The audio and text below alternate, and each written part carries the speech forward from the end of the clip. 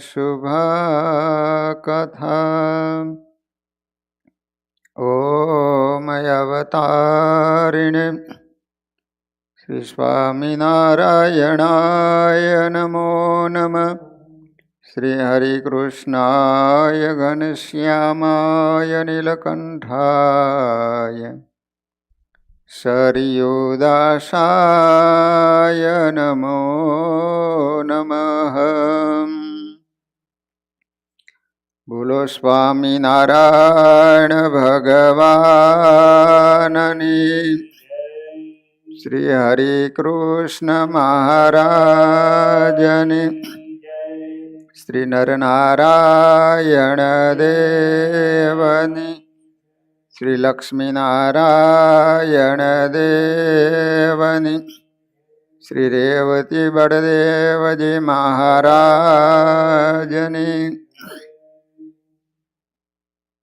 આપણા સૌના ઈષ્ટદેવ શ્રી સ્વામિનારાયણ મહાપ્રભુજી, શ્રીજી મહારાજના લાડીલા દરેક હરિભક્તોને ઘણા ભાવથી જય સ્વામિનારાયણ. વાલા ભક્તજનો, આપણે વડોદરાના નાથ ભગતનું ચરિત્ર શ્રવણ કરી રહ્યા છીએ. નાથ ભગત સંતોષી હતા. જે કાંઈ પ્રાપ્ત થાય એમાં સંતોષ રાખી અને ભગવાનનું ભજન કરતા. શાસ્ત્રો એમ કહે છે કે આ દુનિયામાં દરિદ્ર કોણ છે, દુઃખી કોણ છે, ગરીબ કંગાલ કોણ છે? સહી ભવતી દરિદ્રો યસ્ય તૃષ્ણા વિશાલા મનસી ચ પરિતુષ્ટે કોર્થવાન કો દરિદ્ર. ખરેખર દરિદ્ર તો એ જ છે કે જેની તૃષ્ણા વિશાળ છે, જેને સંતોષ નથી ને, વિશાળ તૃષ્ણા રહેલી છે, એ ખરેખર દરિદ્ર છે. મન સંતુષ્ટ થઈ જાય ત્યારે પૈસાદાર કોણ અને દરિદ્ર કોણ? પાતંજલ યોગ દર્શનમાં ઈશ્વર પ્રાપ્તિના જે સાધનો ગણાવ્યા છે તેમાંય પણ સંતોષાદ અનુત્તમ સુખ લાભ, સંતોષથી અતિ ઉત્તમ સુખનો લાભ થાય એમ કહ્યું છે. આ રીતે શાસ્ત્રોમાં ઉત્તમ પ્રકારે સંતોષનું મહત્વ ગણાયું છે અને વ્યવહાર તથા મોક્ષ માર્ગ એ બંનેમાં સંતોષની અગત્યતા જણાવી છે. માણસમાં જ્યારે સંતોષ નથી હોતો ને ત્યારે લોભનો જન્મ થાય છે અને માણસમાં લોભ આવે છે ત્યારે પાપ થતા હોય છે. મોટા ભાગના દુનિયામાં પાપ થતા હોય એની પાછળ લોભ હોય છે. માધાપર ગામમાં એક સત્ય ઘટના ઘટી ગઈ. બહુ વર્ષો આના નથી થયા. એના ભાઈ આફ્રિકા કમાવા માટે ગયેલા, સારું એવું કમાઈ અને પોતાના વતનમાં જતા હતા. માધાપરમાં એના બેન રહેતા હતા, એટલે એને એમ થયું કે બેનને ત્યાં રાત્રિ રોકાય અને પછી હું ઘરે જાઉં. એટલે એની પાસે જે કાંઈ ઓલી સુટકેસ હશે પૈસાની, તો બેનને કહ્યું કે તમે સાચવીને રાખજો, સવારે જવું ત્યારે મને આપજો. હવે એને બેને એ રૂપિયાના સુટકેસ જોઈએ એટલે તરત જ એની બુદ્ધિ ફરી. મનમાં વિચાર કરે છે કે મારા ભાઈને મારી નાખવું, આટલા રૂપિયા જો આપણે જિંદગી પર્યંત ગમે એમ વાપરીશું ને ખાઈશું ને તો વાંધો નહીં આવે. તો એનો ભાઈ તો થાકી ગયો હતો એટલે ખસખસાટ સૂઈ ગયો.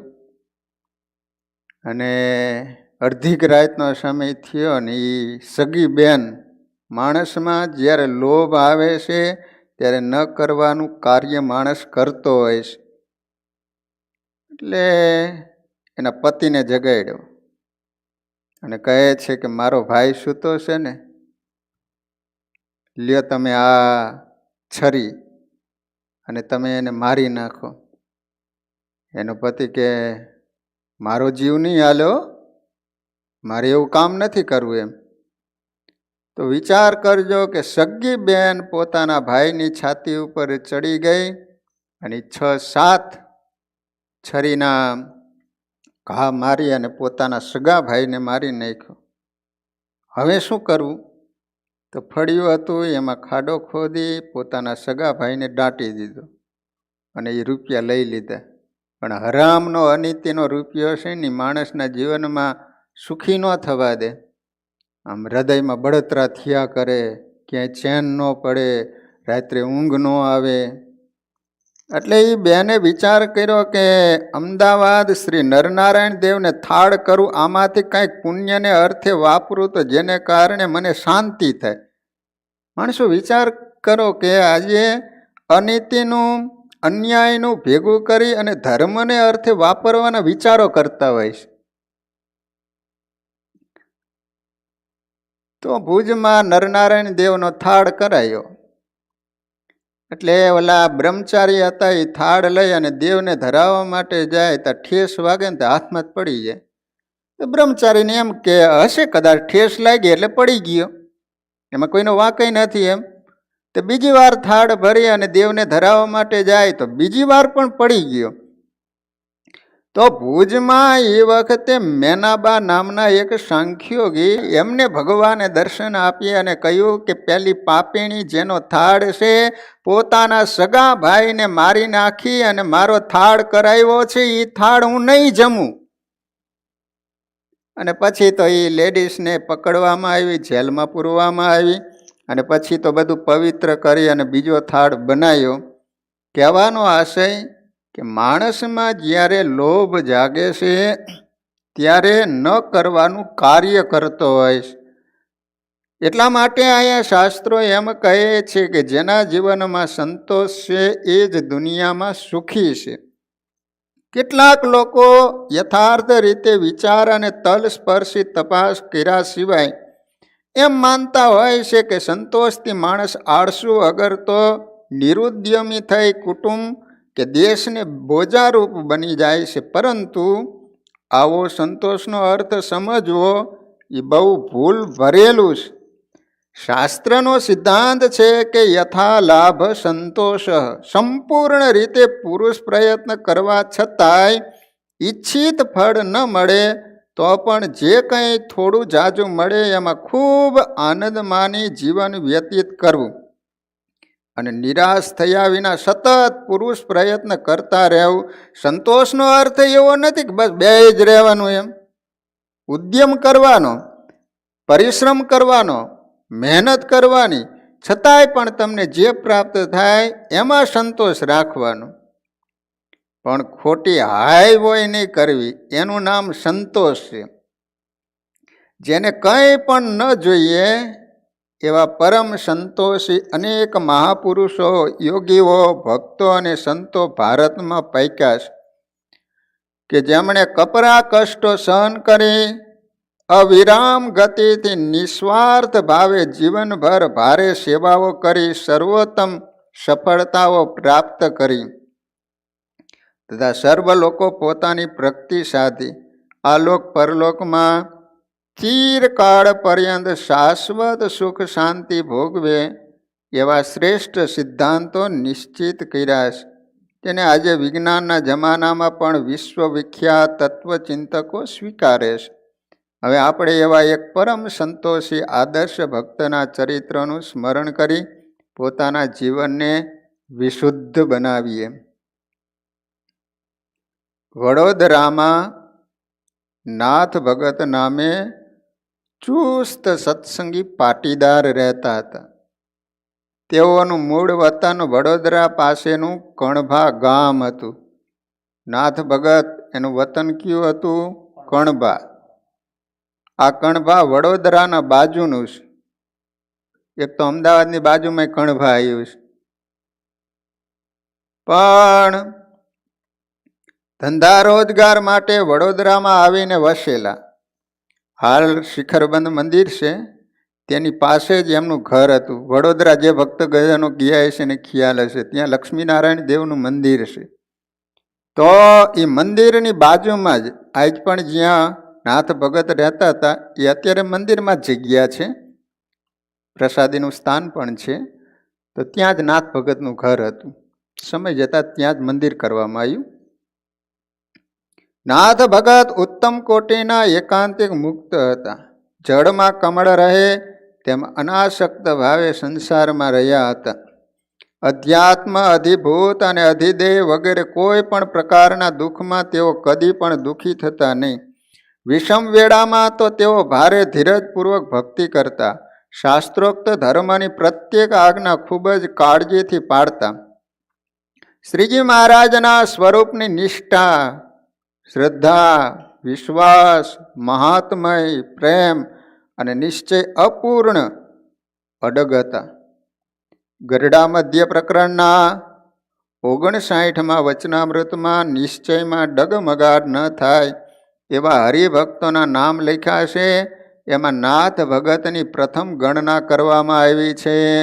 સ્વામિનારાયણ ભગવાને પણ વચનામૃતમાં યાદ કરેલા ગઢડા મધ્ય પ્રકરણનું 59મું વાંચજો. એની અંદર નિશ્ચયની બાબત આવી છે.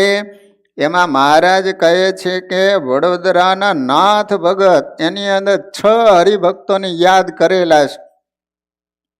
એક તો અમદાવાદના દામોદર ભગત, બીજા વડોદરાના નાથ ભગત, પછી સુરતના ભાલચંદ્ર શેઠ. આ રીતે 6 ભક્તોને યાદ કરેલા છે. વચનામૃત વાંચતા હોય એને ખ્યાલ હોય, નકર તો આ બધું નવું નવું લાગે. શું કીધું? વચનામૃત વાંચવું જોઈએ. દરરોજ સ્વામિનારાયણ ભગવાનની પરાવાણી એક વચનામૃત વાંચવાના નિયમ રાખવા, તો તમને ખ્યાલ આવે. જ્યાં સુધી વચનામૃત ન વાંચો ને ત્યાં સુધી આપણા ઈષ્ટદેવ સ્વામિનારાયણ ભગવાનનો મહિમા તમે સમજી ન શકો. આપણા નંદ સંતોએ આટલો બધો પરિશ્રમ કરી અને એ સ્વામિનારાયણ ભગવાન બોલતા અને એ નંદ સંતોએ લખી લીધું. એ જમાનામાં કેટલો બધો પરિશ્રમ કરવો પડ્યો હશે બોલો. એ વખતે આવા પ્રેસ પણ નહીં, હાથે લખવાનું. ઓલું શાહી હોય ને એની અંદર આમ બોડવાનું, પાછું લખવાનું. હસ્તાક્ષરો આજ પણ એ પેજ છે. નાથ ભગત જીવન નિર્વાહ માટે કપડાં વણવાનો ધંધો કરતા હતા. પોતાના કામમાં તે શ્રેષ્ઠ અને કુશળ કારીગર ગણાતા. સારા એવા કપડાં વણતા. જે કપડું બહુ ઉત્તમ બને તે શ્રીજી મહારાજને ભેટ ધરી દેતા. રેશમી, જરિયાની કે સોનેરી કોઈ કપડું ઉત્તમ પ્રકારનું બન્યું હોય તો બીજાને બતાવીને કહેતા કે જો આ કપડું તમે મહારાજને ભેટ મોકલો ને તો હું મજૂરીના પૈસા નહીં લઉં, એમ કે બીજાને. આ રીતે તેઓ પોતે સેવા કરતા અને બીજા પાસે પણ હર વખત સેવા કરાવતા.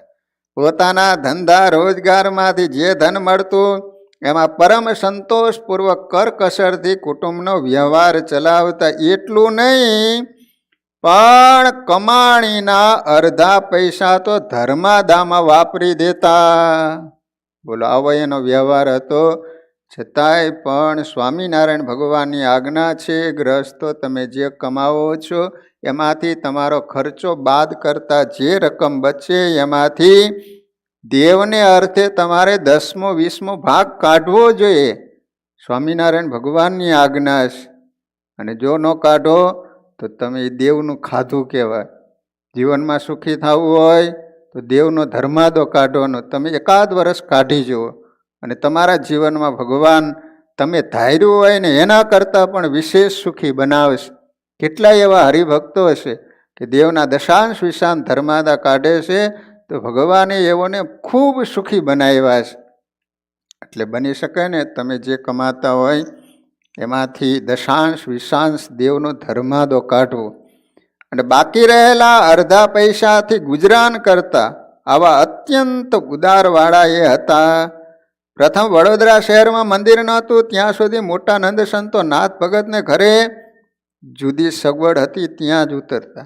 અને પરમ યોગીરાજ સમર્થ સદગુરુ શ્રી ગોપાળાનંદ સ્વામી તો નાથ ભગતના વિશાળ ચોકમાં પીપળા નીચે અનેક વાર મોટી સભાઓ કરી ઐશ્વર્ય પ્રતાપ જણાવીને સત્સંગનો પ્રચાર કર્યો હતો.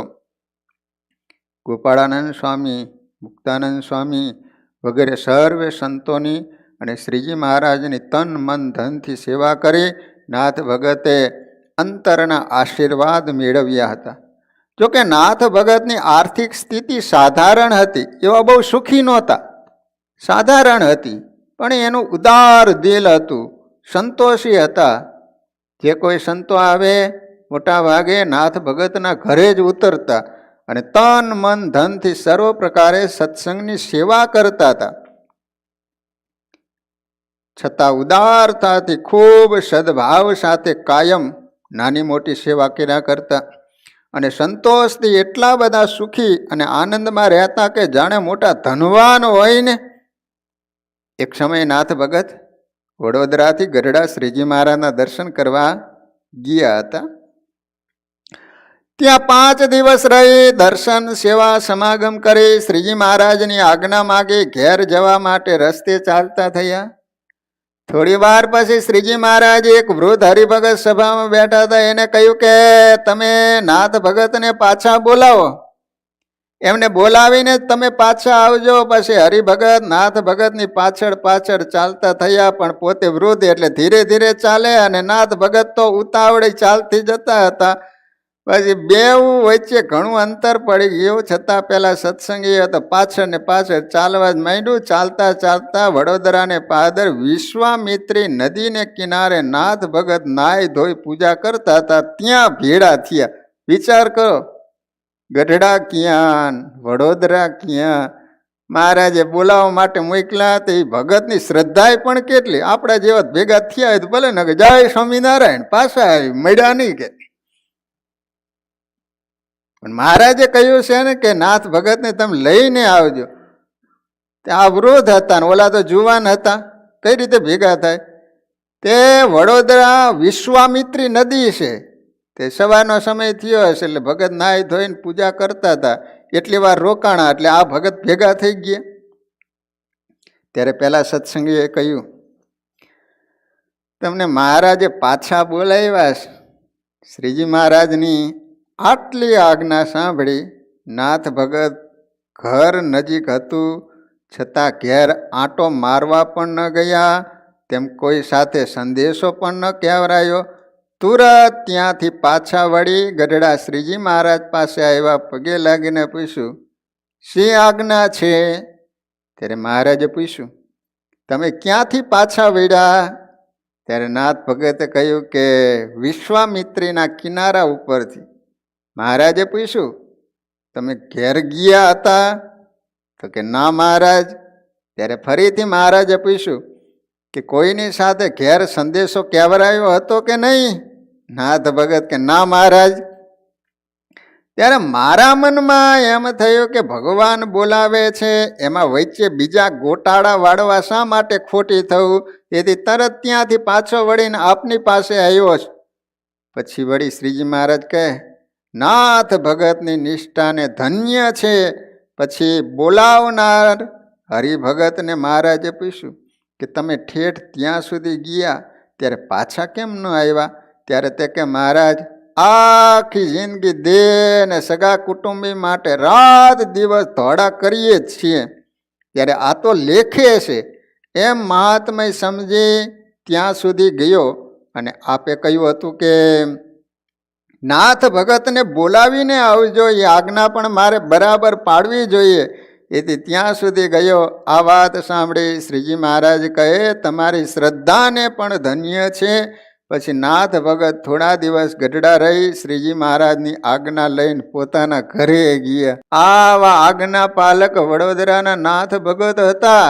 મહારાજની આજ્ઞા થાય એટલે હજારો કામ પીડા મૂકી અને મહારાજની આજ્ઞામાં મહારાજની સેવા માટે પહોંચી જતા હતા. પોતાને જેવા શ્રીજી મહારાજના નિશ્ચય, નિષ્ઠા અને મહાત્મય હતા, તેવા જ પોતાના સહવાસમાં આવનારને પણ તેઓ કરાવતા હતા.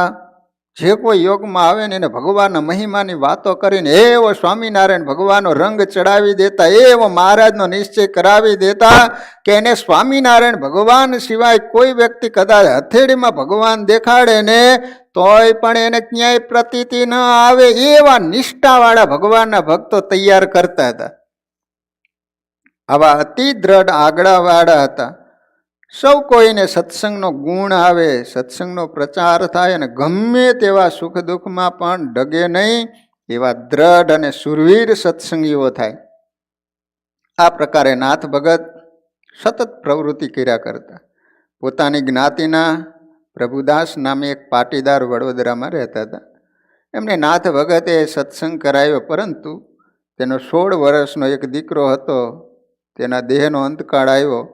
તે વખતે શ્રીજી મહારાજ સંત મંડળે સહિત દિવ્ય દેહ પધારી ધોળા હાથીના રથમાં બેસાડી છોકરાને ધામમાં તેડી ગયા. આવ્યા દિવ્ય દર્શન પ્રભુદાસ અને એને સગા સંબંધીઓ અને આખી પોળના માણસોને થયા. તે જોઈને સૌ મહા આશ્ચર્ય પામ્યા. પછી છોકરાના દેહને અગ્નિ સંસ્કાર કરવા માટે શમશાને લઈ ગયા. ત્યારે સત્સંગ તરફ દ્વેષ બુદ્ધિવાળા કેટલાક લોકો કહેવા લાગ્યા, પ્રભુદાસ એ તમને સત્સંગ હદતો નથી. આ થોડાક બટાકાવાળા છે, હદે નહીં. પણ આ કુસંગી લોકોએ મોકો બરાબરનો હાચવો. બધા ભેગા થઈને કે જોશે પ્રભુદાસ, અમે તમે કેટલી વાર કહેતા હતા કે સ્વામિનારાયણ નવો સંપ્રદાય તમે ખોટો અપનાવ્યો, લો અમારું વચન માન્યું નહીં. ગામમાં ક્યાં છોકરાના તૂટા હતા, તમારા છોકરાને ઉપાડી ગયા ને. હજી અમારી વાત માની જાઓ ને પાછા વળો. નાથ ભગતના કહેવાથી તમે સત્સંગ કર્યો તો તમારો જુવાન દીકરો મરી ગયો, માટે હવે કંઠી તોડી નાખો. ત્યારે એને કંઠી તોડી ચિતામાં નાખી દીધી. વિચાર કરો કે કુસંગીની અસર કેટલી બધી થતી હોય છે. તમે 20-25 વરાથી સત્સંગ કરતા હોય ને, પણ એવા કુસંગીનો યોગ થાય ને, 2 શબ્દ તમારા કાનમાં પડી જાય ને તો તમે સત્સંગથી દૂર થઈ જાઓ. એટલા માટે એવી વાતો કોઈ દિવસ સાંભળવી નહીં. મહારાજે વચનામૃતમાં કહ્યું કે જે સત્સંગનું કસાતું બોલતો હોય એવાની વાત પણ સાંભળવી નહીં. કઈ હતા કઈ તો રામાયણ એમ કહે છે કે કૌશલ્યામાં ને રામ ભગવાનમાં હેત હતું, પ્રેમ હતો ને, એના કરતાં પણ કઈ માને રામ ભગવાન પ્રત્યે વધારે હેત હતું. એટલા બધા રામ વાલા હતા. પણ પેલી મંથરાનો યોગ થયો ને, કાનમાં એવું ઝેર રેડ્યું ને, અયોધ્યાની દશા હતી નહોતી કરી નાખી. ફૂટબોલના દડાની જેમ અયોધ્યા હતું નહોતું થઈ ગયું. એનું કારણ શું? પેલી મંથરાની કાન ભંભેરણીને કારણે કઈ દશરથ રાજાની પાસે વરદાન માંગ્યા. રામ ભગવાન 14 વર્ષ વનમાં ગયા અને દશરથ રાજાનું મૃત્યુ થયું. કૌશલ્યામાનો કાયમને માટે ચૂડાપો ભાંગી ગયો. તો આ બધા કુસંગીઓએ પ્રભુદાસને વાત કરી એટલે ઓલી ચિતા તો હડકતી હતી, તરત ગળામાંથી કંઠી કાઢી અને ચિતા ભેગી મૂકી દીધી. સત્સંગી મટી ગયા. પછી ગયાજી જઈને શ્રાદ્ધ કર્યું, ત્યાં ઘણું દ્રવ્ય વાપર્યું. ત્યાંથી ઘેર આવ્યા. પછી નાથ ભગતે ધીરે ધીરે અનેક પ્રકારે સમજાવ્યા. તેથી કાંઈ સમજ આવી અને સત્સંગ ફરીથી ધારણ કરવાનું કહ્યું. પણ પ્રભુદાસે પૂછ્યું કે હું તમારી સાથે ગઢડા આવું તો શ્રીજી મહારાજ મારા દીકરાને દેખાડશે? નાથ ભગત કે હા, ચોક્કસ દેખાડશે. પછી નાથ ભગત તથા પ્રભુદાસ તેના પત્ની 3 જણા ગઢડે આવ્યા. શ્રીજી મહારાજ સભામાં બિરાજમાન હતા. તે 3ને જોઈને બોલ્યા, નાથ ભગત આવ્યા કે? તો કે હા મહારાજ. મહારાજે પૂછ્યું કે પ્રભુદાસ તમે પણ સાથે આવ્યા છો. અમે સાંભળ્યું છે કે પ્રભુદાસનો દીકરો દેહ મૂકી ગયો, એ બહુ ખોટું થયું. આ રીતે મહારાજ વાત કરતા હતા ત્યાં તો પ્રભુદાસ તુરંત આકડા થઈને વચ્ચે બોલ્યો ઉઠા, મારા દીકરાને તો તમે જ લઈ ગયા છો અને પાછી વાત કરો છો. વડોદરા શહેરમાં બીજા માણસોની ક્યાં ખોટ હતી અને ધોળા હાથી રથ લઈને આવ્યા ને મારા છોકરાને તેડી ગયા. હવે તો મેં સત્સંગ છોડી દીધો છે સ્વામિનારાયણ, પણ આ નાથ ભગત બહુ ભલા માણસ છે એટલે બહુ કહ્યું ને એટલે ગઢડે આવવાનો અતિ આગ્રહ કર્યો તો ત્યાં ઠરાવ કરીને અમને બેઉને તેડી લાવ્યા છે. ત્યારે મહારાજ કહે તમે આવ્યા તો બહુ ઠીક કર્યું, સારું કર્યું, સારું કર્યું. તમારે તમારા દીકરાને જોવો છે?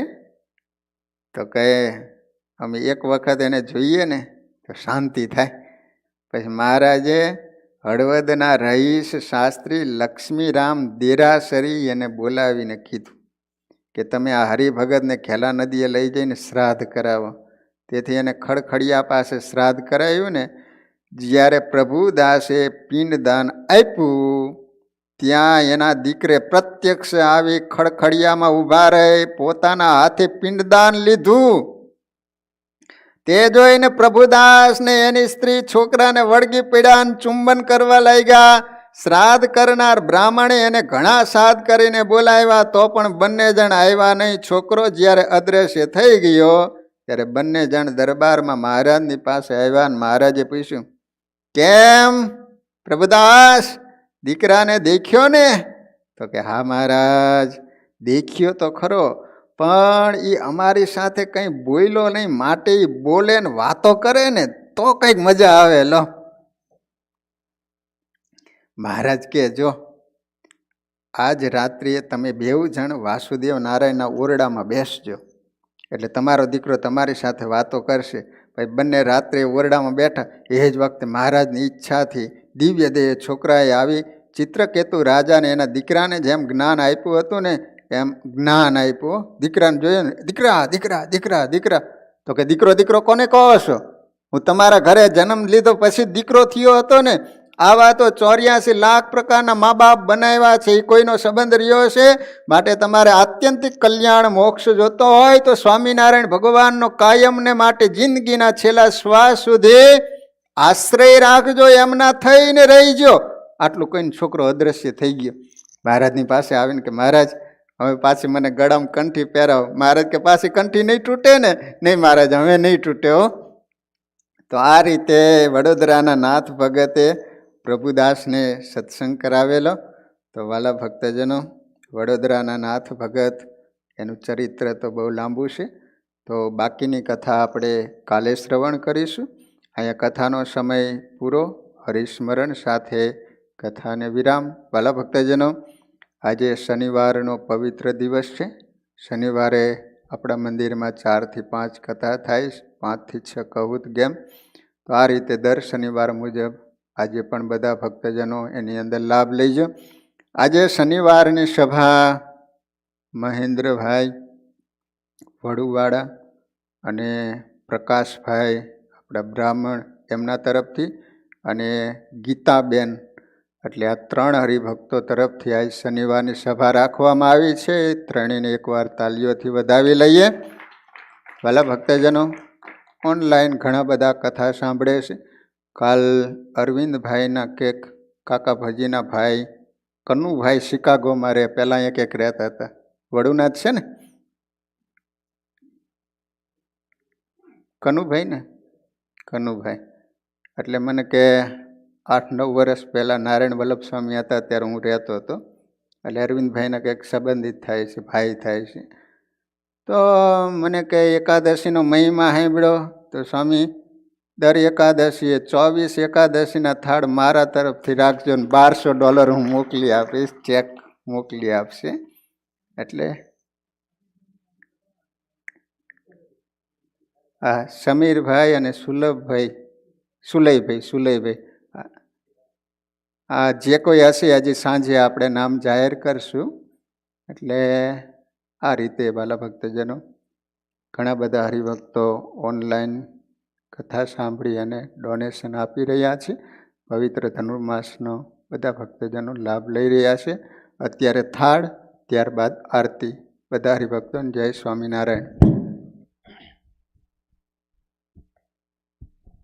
વેલા વેલા આવો મારા વાલમાં, વેલા વેલા આવો મારા વાલમાં, એ જામવા પધારો દીનાનાથ જો,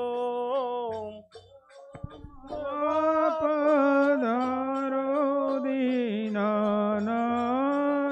જો, વેલા વેલા આવો મારા વાલમાં, વેલા વેલા આવો મારા નાથમાં, ચંદન પાટ ઢળાવ્યો રૂડો પ્રેમથી, ચંદન પાટ ઢળાવ્યો રૂડો પ્રેમથી, એ આવી બિરાજો મોઘેરા મહારાજ જો, આવી બિરાજો મોઘેરા મહારાજ જો, પાતરડા પતરાવો મારે ઓરડે, પાથરણા પથરાવો મારે ઓરડે, આગે બાજોટ કનક કેરો સારજો, આગે બાજોઠ કનક કેરો સારજો, પૂર્યો તાળ કનકનો મેં તો પ્રેમથી, પૂર્યો તાળ કનકનો મેં તો પ્રેમથી, એ કોળે કોળે યારો ગોયલ બેલ જો, કોડે કોડે યારો ગોયલ બેલ જો, વેલા વેલા આવો મારા વાલમાં, વેલા વેલા આવો મારા વાલમાં, જમવા પધારો દેનાનાથ જો, જમવા પધારો દીનાનાથ જો, દૂધ પાકને શ્રીખંડ બાસુંદી શિરો, દૂધ પાકને શ્રીખંડ બાસુદી શિરો, હે દાળ મગ દળ બીરંજ હરિસો સારજો, દળ મગ દળ બીરજ હરીશો સારજો, પાપડ પુડલા ભજીયા ગણ ગણ ગાંઠિયા, પાપડ પુડલા ભજીયા ગણ ગણ ગાંઠિયા, તણિયા વાલોડ ને વંત્યાક જો, તળિયા વાલોડ ને વંત્યાક જો, શાક કર્યા મેં વંતક વાલોડ વાલના, સાયક કર્યા મેં વંત્યક વાલોડ વાલના, સુરણ પૂરણ તળિયા ગીમાં આજજો, સુરણ પૂરણ તળ તળિયા ઘી માયા જજો વેલા વેલા આવો મારા વાલમાં વહેલા વહેલા આવો મારા વાલમાં જમવા પધારો દીનાનાથ જો જમવા પધારો દીનાનાથ જો હાથે મારે મેરે મુખમાં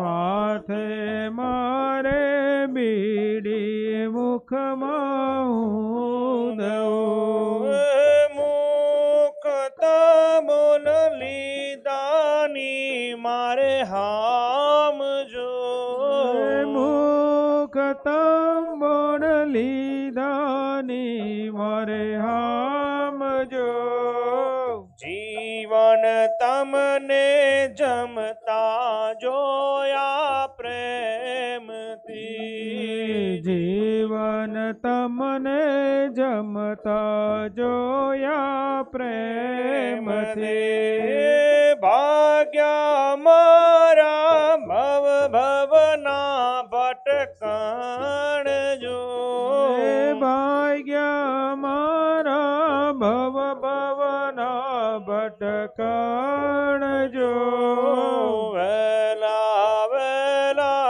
આવો મારા વાલમાં વહેલા વહેલા આવો મારા વાલમાં જમવા પધારો દીનાનાથ જો જમવા પધારો દીનાનાથ જો બેલા બેલા આવો મારા વાલમાં વહેલા વહેલા આવો મારા વાલમાં સ્વામી નારાયણ સ્વામી નારાયણ સ્વામી નારાયણ ઘનશ્યામ મહારાજની જય જય સદગુરુ સ્વામી પ્રભુ જય સદગુરુ સ્વામી સહજાનંદ દયાળુ સહજાનંદ દયાળુ બળવંત બહુ નામી જય સદગુરુ સ્વામી ચરણ સરોજ તમારા વંદુ કર જોડે પ્રભુ વંદો કર જોડી ચરણે શીશ ધર્યાતી ચરણે શીશ ધર્યાતી દુઃખ નાખ્યા તોડી પ્રભુ જય સદગુરુ સ્વામી નારાયણ નર ભ્રાતા દ્વિજ કુળ તનુ ધારે પ્રભુ દિવ્ય કુળ તનુ ધારી પામર પતિ તો યુધાર્યા પામર પતિત ઉધાર્યા અગણિત નર નારી પ્રભુ જય સદગુરુ સ્વામી નિત્ય નિત્ય નો તમ લીલા કરતાય વિનાશી પ્રભુ કરતાય વિનાશી 68 તીરથ ચરણે 68 તીરથ ચરણે કોટે ગયા કાશી પ્રભુ જય સદગુરુ સ્વામી પુરુષોત્તમ પ્રગટનું જે દર્શન કરશે પ્રભુ જય દર્શન કરશે કાળ કરમ તે છૂટે કાળ સહેત તરશે પ્રભુ જય સદગુરુ સ્વામી આયવસર કરુણા નિધિ કરુણા બહુ કે દે વલ કરુણા બહુ કીધી મુક્તાનંદ કહે મુક્તિ મુક્તાનંદ કહે મુક્તિ સુગમ કરી સીધી પ્રભુ જય સદગુરુ સ્વામી જય સદગુરુ સ્વામી પ્રભુ જય સદગુરુ સ્વામી સહજાનંદ દયાળુ સહજાનંદ દયાળુ બળવંત બહુ નામી પ્રભુ જય સદગુરુ સ્વામી પ્રભુ જય સદગુરુ સ્વામી પ્રભુ જય સદગુરુ સ્વામી સજાનંદ સ્વામી મહારાજની જય વિશ્વેશ છો સકળ વિશ્વ તણાવે દાતા દાતા તમે સકળ મંગલ શાંતિ દાતા માટે તમારું કરુણા નિધિ સત્ય નામ સાષ્ટાંગનાથ તમને કરો પ્રણામ અજ્ઞાન પાશ કરુણા કરે કાપી નાખો નીચે પ્રભો તવ પદે મમ વૃત્તિ રાખો ભક્તોનું પાલન કરો પ્રભુ સર્વયામ તમને કરો પ્રણામ જે ઉત્પદે દધા સ્થિતિ લય કરે વેદો સ્તુતિ ઉચ્ચરે જેના રોમ સુછિદ્રમાયણુ સમા બ્રહ્માંડ કોટી ફરે માયા કાળ રવિ શશી સુરગણો આજ્ઞાન લોપેક્ષણ એવા અક્ષરધામના યદિપતિ શ્રી સ્વામિનારાયણ આવે અક્ષરધામથી અવનિમાં જે દેહ ધારે થયા આપ્યા સુખ અપાર ભક્ત જનને દિલે ધરીને દયા કીધા ચારુ ચરિત્ર જ્ઞાન કરવા જેણે કરુણા કરી વંદો મંગલ મૂર્તિ ઉરધરી સર્વોપરી શ્રી હરિ જન્મ્યા કૌશલ દેશ વેશ બટુનો લઈ તીર્થમાં હે ફર્યા રામાનંદ મળ્યા સધર્મ ચલવ્યો યજ્ઞાદિ મોટા કર્યા મોટા ધામ રચ્યા રહ્યા ગઢપુરે બે દેશ ગાદી કરી અંતર ધ્યાન દયા લીલા હરિતણી સંક્ષેપ્તમાં યોચરી ત્વમેવ માતા ચ પિતા ત્વમેવ ત્વમેવ બંધુ ચ સખા ત્વમેવ ત્વમેવ વિદ્યા દ્રવિરં ત્વમેવ ત્વમેવ સર્વં મમ દેવ દેવ નિજાશ્રિતાનાં સકલાર્તિહંતાં સધર્મ ભક્તિરવનં વિદાતા દાતા સુખાનાં મનસેપ્સિતાનાં તનોતુ કૃષ્ણોऽખિલમङ्गलं નમઃ શ્રી ઘનશ્યામ મહારાજની જય, શ્રી રાધા કૃષ્ણ દેવની જય, શ્રી નરનારાયણ દેવની જય, શ્રી લક્ષ્મી નારાયણ દેવ